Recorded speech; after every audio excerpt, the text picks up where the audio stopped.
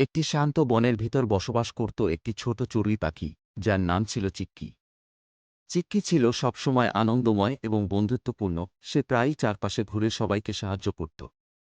একদিন উজ্জ্বল সকালে নদীর ধারে উড়ে যাওয়ার সময় চিক্কি কিছু চকচকে জিনিস মাটিতে পড়ে থাকতে দেখল। এটি একটি সোনার কয়েন। উত্তেজনায় চিক্কি কয়েনটি তুলে নিয়ে ভাবল, এটি কত সুন্দর!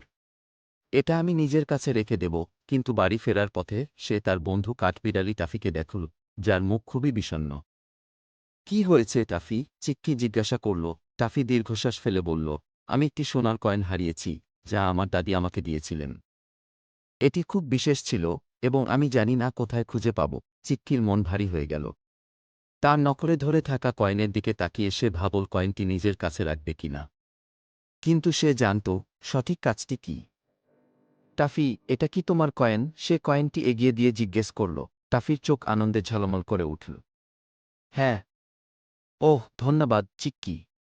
তুমি সত্যিই সেরা বন্ধু। চিক্কির মন ভরে গেল, কারণ সে জানে যে সে সঠিক কাজটি করেছে। সেই দিন থেকে বনের সবাই চিক্কিকে সম্মান করতে শুরু করল।